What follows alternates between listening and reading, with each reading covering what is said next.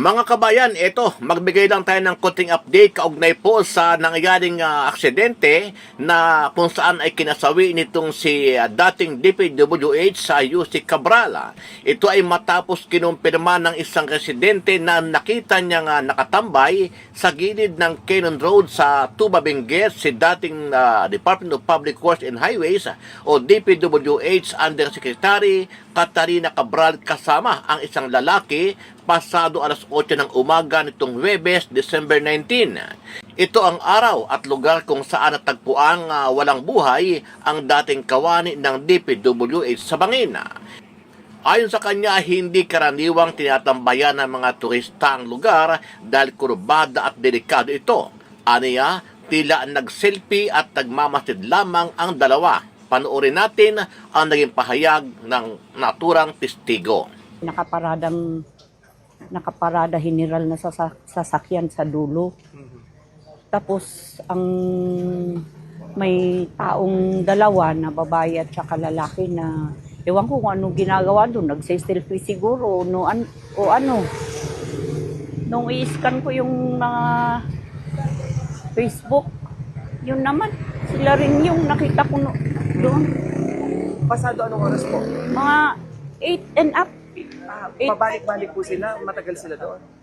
Hindi ko alam kasi, yun lang ang oras na sumilip ako. Anong oras po kayo sumilip? Yun na nga, 8, past 8. Oo. Nung nakita niyo po sa Facebook yung itsura, sila po yun? Sila, yung damit. Alam niyo po? Na Oo, yun. So, kaya sabi ko, ay, siguro yun na nga. Mga kabayan, alam nyo ba na nanindigan si Cesar Cabral, asawa ng yumaong dating DPWH Undersecretary Maria Catalina o mas kilala bilang Cathy Cabral, na wala siyang nakikitang foul play sa pagkasawi ng kanya misis. Kaya't ayaw na rin umano ng pamilya na isailalim pa sa autopsy ang bangkay nito. Ayon kay Cesar Cabral, personal niyang nakita ang kondisyon ng labi ng kanyang asawa at nasuri na rin umano ito ng medico legal ng National Bureau of Investigation o NBI. Giit niya, wala daw indikasyon na may nangyaring pananakit o krimen. Dagdag pa niya, naniniwala siyang aksidente lang daw ang nangyari habang nag-aanwid ang kanyang asawa sa lugar. Lumalabas kasi kabayan na kaduda-duda yung naging pahayag nitong si Mr. Cabral. Kung tutuusin, hindi naman po sa pangingalam natin, para sa iba, kapag may nangyaring ganyang insidente, lalo pat hindi mo talaga alam o hindi mo mismo nakita yung aktual na pagkasawi ng iyong misis, ay mas gugustuhin natin na ipa-autopsy sa mga otoridad para malaman talaga natin kung ano yung totoo na naging cause ng kanyang pagkasawi. Hindi po ba? Ay dito kay Mr. Cabral, sinabi niya na baka nadulas lang. 'Di ba? Doon pa lamang sa terms na baka nadulas lang. So ibig sabihin, ang daming netizen na nag-react dito sa naging pahayag nitong si Mr. Cabral. Ano sa tingin nyo kabayan? Ano ang inyong reaksyon at magiging opinion dito sa naging pahayag ni Mr. Cabral? Bigyan natin ng reaksyon, opinion itong post ang balita ngayon. Title, Mga hindi naniniwala, pwede mag-volunteer, itutulak sa bangin. Habi naman to eh. Umani ng malawakang reaksyon ang pahayag ni SILG John Vic Rimulya matapos lumutang ang isang bahagi ng kanyang radio interview kung saan sa gitna ng talakayan sa pagkamatay ni dating DPWH Undersecretary Maria Catalina Cabral, nabanggit ang linyang nag-aanyaya sa mga nagdududa na mag-volunteer upang itulak sa bangin at tignan kung pareho ang lalabas na resulta. Ang naturang pahayag na sinabayan pa ng magaan at pabirong tono at tawanan ng mga kapwa panauhin sa programa ay mabilis na kumalat sa social media at tinuligsa ng netizens, abogado at ilang personalidad bilang hindi angkop at walang sensibilidad. Lalo't ang pinag-uusapan ay isang kamatayan na patuloy pang iniimbestigahan.